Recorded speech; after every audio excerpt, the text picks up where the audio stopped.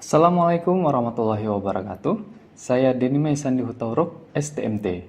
Saya merupakan salah satu dosen yang bertugas di program studi teknik sipil Unimed. Pada kesempatan kali ini, saya akan memaparkan mata kuliah yang saya ampu, yaitu elemen struktur beton. Mata kuliah wajib prodi ini memiliki bobot 2 SKS dan berada pada semester 3.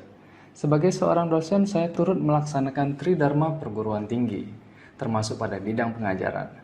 Dalam proses belajar mengajar, saya menerapkan sistem DIA, Delivery Interaction Assessment. Proses delivery yang saya lakukan yaitu menyusun bahan ajar dan memahaminya agar tujuan pembelajaran dapat tercapai.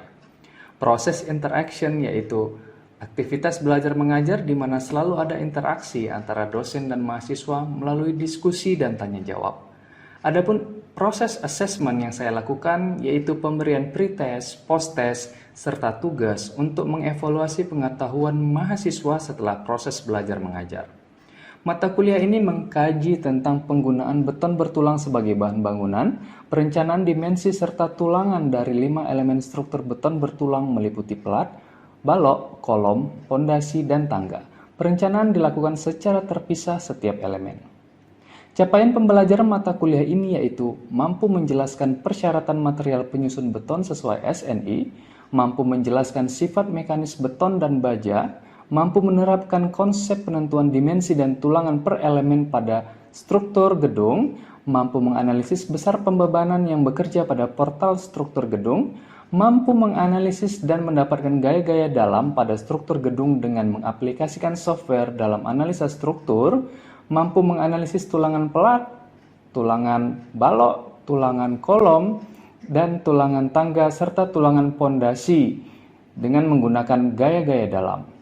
Bahan kajian dan materi yang disajikan dalam mata kuliah elemen struktur beton yaitu persyaratan semen, pasir, kerikil, dan air sebagai bahan campuran beton, sifat mekanis beton dan baja, konsep dasar dimensi atau preliminary design dan tulangan per elemen pada struktur gedung beton bertulang, analisis beban struktur portal, yaitu beban gravitasi dan beban gempa statis, analisis tulangan pelat, analisis tulangan pada balok, analisis tulangan pada kolom, analisis tulangan pada tangga, dan analisis tulangan pada pondasi telapak.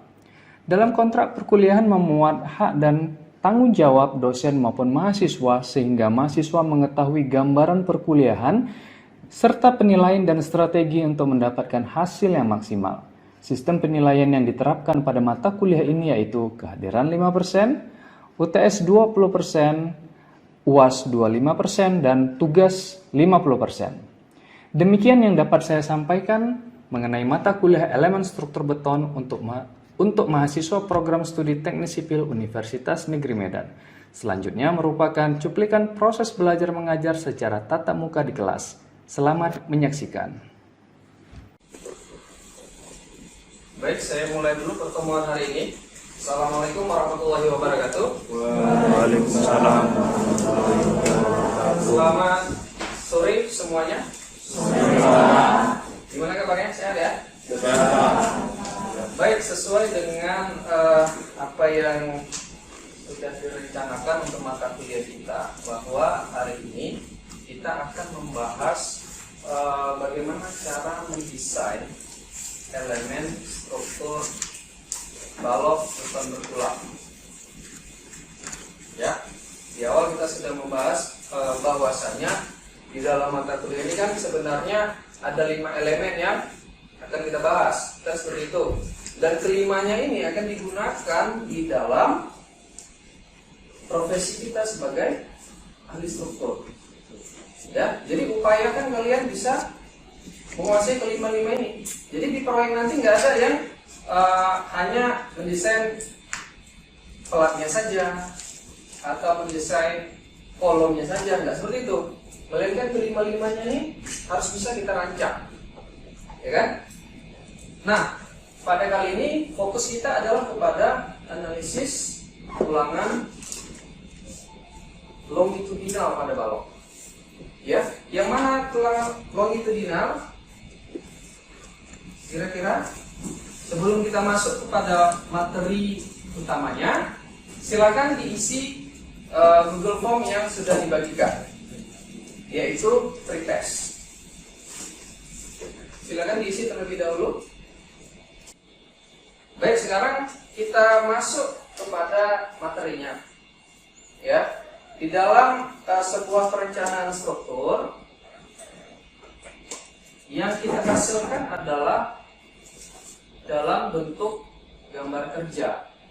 Ya, setelah kita analisis, maka kita ubahlah ya hasil analisis tersebut ke dalam sebuah gambar. Gambarnya itu bagaimana? Nah, ini bisa saya tunjukkan seperti ini. Ya. Ini gambar kerjanya. Ya. Pernah lihat gambar yang seperti ini?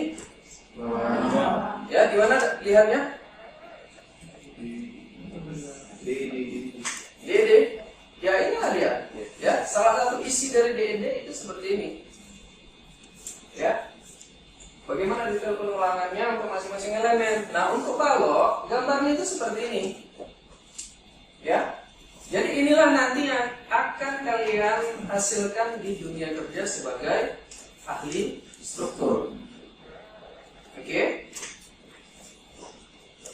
Nah, untuk bisa menghasilkan gambar seperti itu, jalannya bagaimana? Jalannya adalah yang pertama, ya, kita butuh data berupa gaya dalam. Kira-kira kalau kalian lihat gambar ini mengingatkan kalian pada mata kuliah apa ya?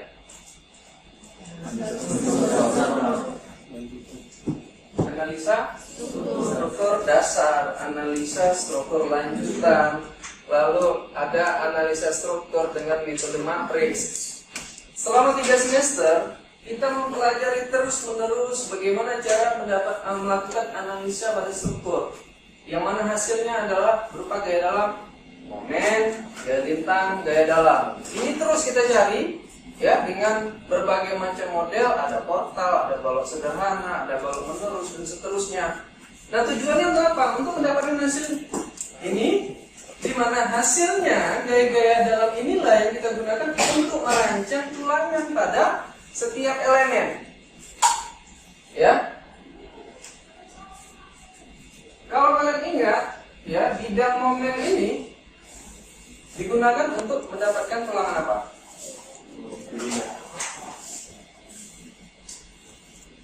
Di semester lalu sebelumnya udah ada saya singgung. Ada yang masih ingat? Untuk tulangan apa? Longitudinal. Abang tahu bang tulangan longitudinal yang mana?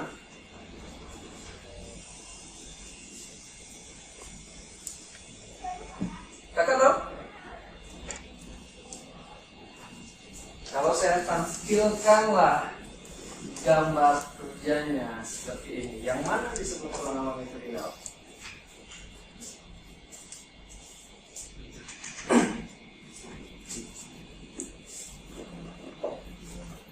Mungkin dengan istilah tulangan longitudinal kalau nggak paham. Kalau tulangan utama, tahu yang mana? Yang mana tulangan utama? Yang panjang. Jadi tulangan yang memanjang ini, ya, ini ada banyak istilahnya di lapangan. Ada namanya tulang utama, ada namanya tulangan lentur, ada namanya tulangan memanjang. Ada banyak, barangnya satu. Ya, jadi mau apapun namanya di luar sana, kalian udah kenal hari ini. Ya, seperti itu ya. Jadi tulangan utama menggunakan data dari gaya dalam. Contoh misalnya seperti ini ya, ada momen positif. Positif yang di daerah mana nih? Tengah atau pinggir? Tengah. Maka nanti tulangannya di sini. Ya, kita bisa nanti di sini. Nah, perjalanan bagaimana? Kita analisis ya, kita bahas di sini. Sesuai dengan apa yang sudah kita bahas di awal, bahwa dimensi menjadi langkah pertama dalam analisis struktur yang harus kita cari. Ya kan gitu, dimensi. Yang kedua adalah apa? Tulangan. Jadi pertama kita bahas dulu dimensinya. Bagaimana cara menentukan dimensi pada balok? Ya. Untuk balok dimensinya bisa kita gunakan pada materi tentang pelat ya.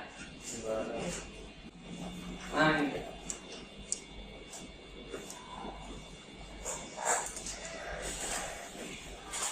Ini ada rumus untuk mencari dimensi pelat.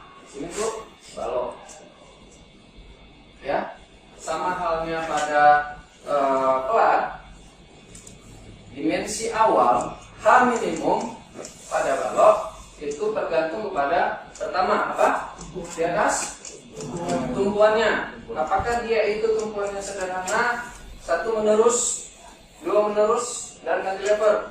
Yang kedua adalah apa itu? FY, mutu baja, ya kan? Mutu baja itu kalau di Indonesia hanya ada 2, tergantung kepada jenisnya. Kalau kita bilang kita mau pakai tulangan polos, misalnya, ya, notasinya seperti ini, ya kan?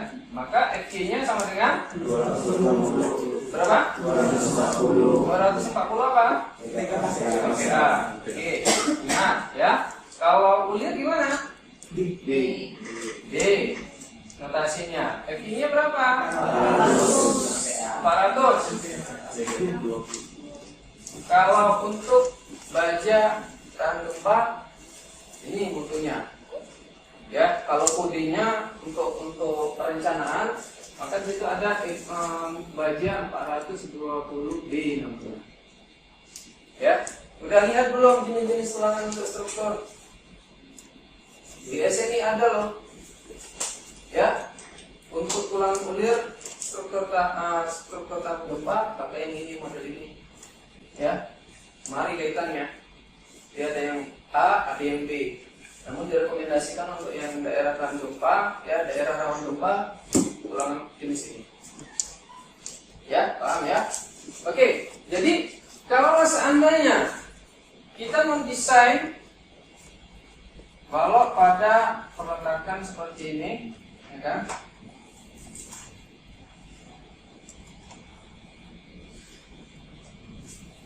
Ada B, ada C, gitu kan? Nah, misalnya ini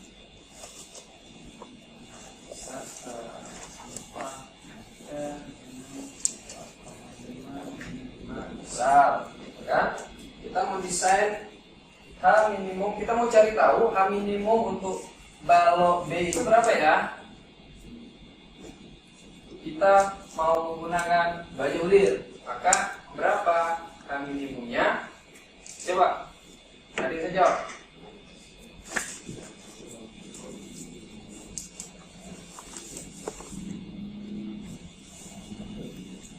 Per 21. Seper 21.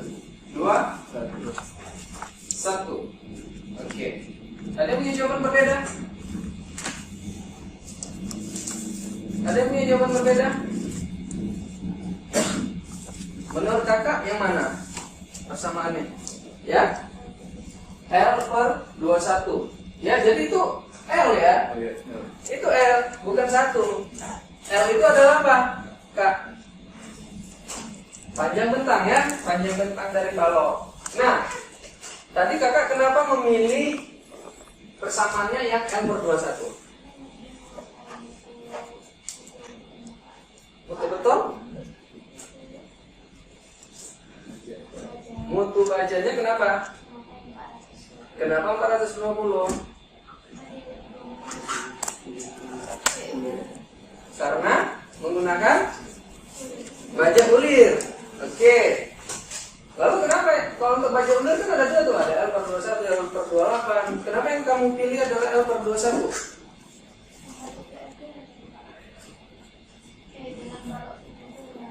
Balok pendukung. Bisa bantu Pak? Coba agak besar suaranya. Orang teknik sipil harus besar suaranya ya. Di lapangan itu kita ya harus besar suaranya. Kalau suaranya kecil itu nggak kedengaran. Apa Bang? Tanya sama tukang nanti. Maksudnya gimana Bang? Bisik-bisik ngomongnya kan gitu. Harus besar Bang suaranya. Gimana Bang? Karena dia termasuk dua menurut Pak pada Apanya yang dua menerus? tumpuan Apanya yang menerus? Tumpuannya, ya, tumpuannya dua menerus. Ini ada, kan gitu, ya kan? Lalu kita mau pasang baja belir, ya kan? Maka tinggal cocokkan aja dengan tabel yang ada di depan, seperti itu. Ya, gampang ya. Nah, pertanyaannya bagaimana kalau seandainya ya panjang bentangnya berbeda-beda. Di sini juga ada beberapa tipe tumpuan jadinya kan. Kalau kita tinjau di sini, berarti dia masuk dalam tumpuan apa? Jenisnya. Satu menerus kan? Dua menerus, satu menerus. Kan gitu. Misalnya juga di sini berbeda panjang bentangnya, maka mana yang kita pakai? Kalau bervariasi seperti itu. paling besar. Apanya paling besar? Bentang. Yang bentangnya paling besar. Paling luas. Sepakat semua? Sepakat semua seperti itu penjelasannya? Ada yang punya versi berbeda? Gimana Kak? Agak besar suaranya Kak? Dimensi paling besar. Dimensi? Dari mana kita tahu dimensi paling besar? Yang panjangnya itu. Yang panjangnya? Panjangnya paling besar. Iya, kita tahu panjang yang paling besar dari mana? Bisa lebih spesifik lagi? Dari ukuran. Ukuran. Ukuran dari yang mana? Jadi gini, sebenarnya kan karena jenis tumpuannya berbeda-beda, meskipun menggunakan jenis tulangan yang sama, tapi jenis tumpuannya, saya ulangi, meskipun jenis tulangannya sama, tapi tumpuannya berbeda dan panjang bentangnya berbeda, maka kita adu nanti. Ada yang misalnya yang satu menerus berarti pakai yang L per 18,5 ya. Lalu ada yang dua menerus L per 21. Maka kita adu yang mana yang hasilnya lebih besar. Kita adu. Maka itulah menjadi H min minimum. Sekali lagi, H minimum. Apa maknanya? H minimum itu adalah H yang paling kecil yang bisa kita jadikan acuan. Yang kita pilih yang mana? Yang kita pasang pada balok kita? Yang mana? Jadi bisa jawab? Yang lebih besar. Yang lebih besar maksudnya? Ya dari asumsi kita sebelum. Ada yang bisa lebih detail lagi? Langsung aja lah cari ya. Kalau yang B berapa? Coba pakai kalkulator kalian. Atau ya berapa hasilnya di sini?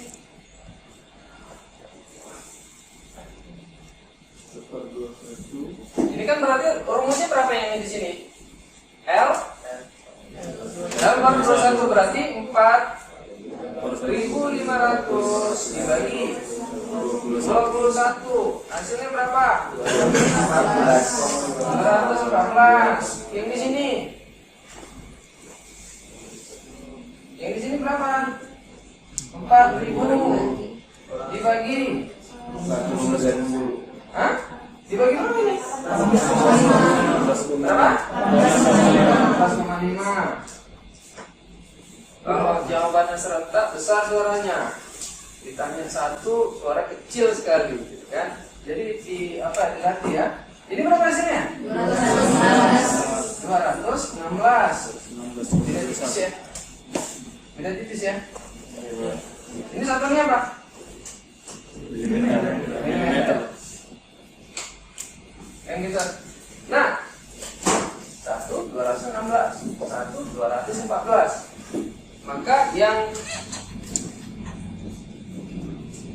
kakak pasang berapa? Ya, 216. Siapa namanya Kak? Afni. Oke, ada yang punya jawaban berbeda dengan Kak Afni? Beda Pak. Oke, siapa namanya Bang? Rehan Pak. Oke, Bang Rehan. Kalau saya memasangnya Pak 250 Pak. 250. Iya. Kenapa? Karena kan itu minimum Pak. Artinya kalau kita pasang ini pun itu mungkin aman, tapi kan aman buat minimum. Saya mau yang betul-betul aman Pak. Jadi saya ambil di atas 250. Kakak 216. Alasannya? Karena dia tadi kan Pak dibilang diadu dulu Pak, dia yang belum lulus sama yang lulus. Ya. Lalu yang paling besar itu diambil untuk jadi minimum. Itu bagus, suaranya besar ya. Keren. Jadi perlu dipahami, balik lagi ke sini. Apa judulnya? Paling kecil segitu. Yang kita pasang berapa? Lebih besar dari hari minimum. Karena di sini kan belum ada faktor beban kan. Beban belum kita masukkan loh. Cuma berdasarkan mutu baja dan panjang betang. Kalau kita masukkan apa? Kita masukkan beban dan kita hanya menggunakan tinggi minimum, ini masih sangat riskan. Maka seperti yang dijawab oleh siapa namanya tadi Bang? Rehan Pak. Rehan. Seperti yang dijawab oleh Bang Rehan tadi bahwa setelah kita dapat H minimumnya berapa, tentukan nilai yang lebih besar dari ini. Pak, saya mau pasang 250 Pak. Boleh. Pak, saya mau yang lebih besar lagi, 300. Oke-oke saja. Tapi dengan catatan bahwa semakin besar, ya, semakin besar H yang kalian ambil nanti imbasnya ke biaya. Kan gitu. Bisa saja nanti kalian ambil dulu 250, kalian lakukan analisis struktur, ternyata tidak aman, berarti dinaikkan. Begitu. Jadi di sini gimana? Bisa dipahami? Bisa dipahami? Ada yang mau bertanya? Oke. Tahap pertama sudah kita lalui. Dapatlah dimensi awal ya. Karena bisa jadi ketawa. Oke, dimensi awal sudah kita dapatkan, sudah kita tentukan, lalu masuk ke tulangan. Nah, perjalanan untuk mencapai tulangan ini jauh lebih kompleks. Data yang kita butuhkan adalah apa? Untuk tulangan utama, Beban. untuk tulang longitudinal, pakai G dalam kan? Kapan pakainya? Ya inilah dia di sini. Apa di situ? Lokasinya? MU. Momen ultimate. Itulah yang kalian cari selama 3 semester. Analisa struktur dasar, lanjut nama matriks. Model ini. Ya. Oke. Lalu BW. Di situ ada BW. Dari mana nilainya? BW. Pas. Ya. Lalu ada D. D itu apa? Ya, pas. FY. Prime. FY. Udah masukkan aja semua angka-angkanya. Datanya udah kita punya kok. Kan gitu, masukkan angka-angkanya semua. Maka muncullah persamaan ini. Dari persamaan ini pakailah persamaan atau rumus adisi. Nah, yang idealnya itu seperti ini. Rho analisa lebih besar dari rho min dan lebih kecil dari rho max. Kalau kondisi yang terjadi adalah seperti ini, kita pakai apa? Rho analisa sama seperti pada elemen rho analisa. Kalau seandainya rho analisa lebih kecil dari rho min, kita pakai yang mana? Rho min. Kalau rho minnya lebih besar dari rho analisa, pakai rho min. Kalau nilai rho analisanya lebih besar dari rho max, yang mana kita pakai? Rho max. Jika rho row analisanya. Itu row analisanya artinya yang dibutuhkan gitu ya. Butuhnya segitu, lebih besar dari row max, artinya ulangannya juga terlalu banyak di referensi yang versi tadi ya. Maka jika terbesar dimensi balik kemari, ulang lagi kemari. Oke. Jadi analisis kita itu berdasarkan luasnya berapa yang dibutuhkan, nggak cerita berapa diameternya atau berapa jumlahnya atau berapa jaraknya. Itu setelah kita tahu berapa luas yang dibutuhkan. Oke. Rumusnya bagaimana? Inilah dia.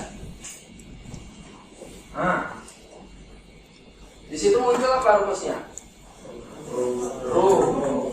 Ada nggak disebut rho minimum, maksimum atau analisa? Nggak ada kan? Karena memang bukan itu, bukan rho min, bukan rho max, bukan rho analisa.